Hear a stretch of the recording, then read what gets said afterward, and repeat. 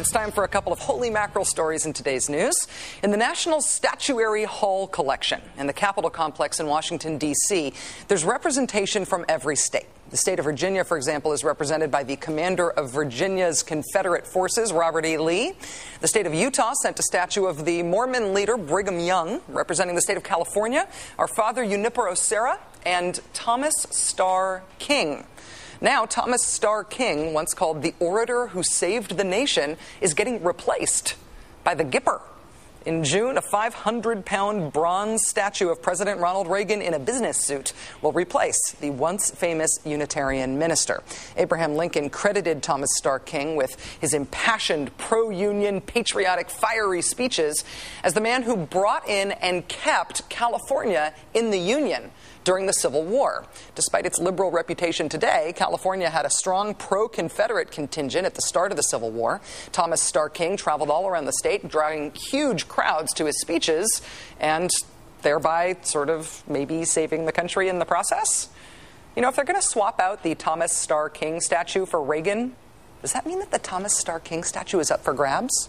If so, the Rachel Maddow Show would like dibs. He would look great in our office. We would take great care of him.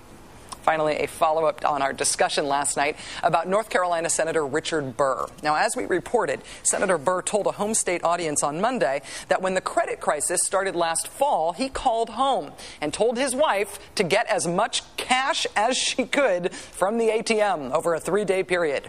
In other words, he suggested that his family respond to the crisis he was learning about in Washington by making a very small run on their bank. Mr. Burr made the comments to a Henderson County Chamber of Commerce meeting on Monday. They were reported in the Hendersonville Times-News, which is how we learned about them.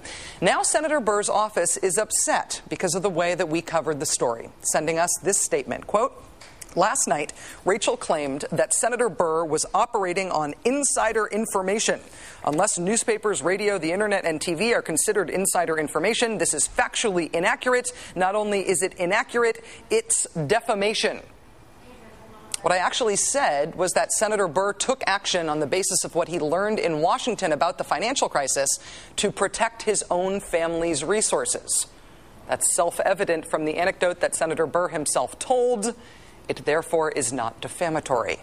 Senator Burr's office also told us today, quote, "You still haven't gotten the Duckworth issue right. Senator Burr never blocked her nomination, as Rachel claimed last night. Blocking refers to specific legislative action." Actually, it's a hold that is a specific legislative action, not a block. And Senator Burr did block the nomination of the Iraq veteran, double amputee helicopter pilot, renowned veterans advocate Tammy Duckworth. He blocked it by personally delaying consideration of her nomination over his as yet unspecified concerns about her. So I don't think I got anything wrong there either. But wait, there's more to the complaint. Senator Burr's office also told us, quote, "Rachel said he was unqualified to serve as a senator because his job prior to running for public office was a lawnmower salesman, as she so eloquently put it." Does Rachel Maddow believe that average Americans aren't qualified to serve in public office? If so, that is very interesting. ... That was the end of the note. ... Okay, Senator Burr, I am more than happy to make corrections when I get something wrong, honestly. But if you are going to tell me I got something wrong, I'm going to check to see if I did in fact get something wrong. And in your case, I really didn't. What I said about your pre-public office life was that you worked for a lawnmower company as a salesman for a long time before getting into politics. I asked the head of the Democratic Party of North Carolina how you ended up ascending so quickly to the ranks of U.S. Senator. In fact, Senator Burr's own campaign website notes that he was the national sales manager for the Carswell Distributing Company for 17 years. Here is the website of the Carswell Distributing Company, featuring the Yazoo Keys Cutter Hydro Walk-Behind commercial mower.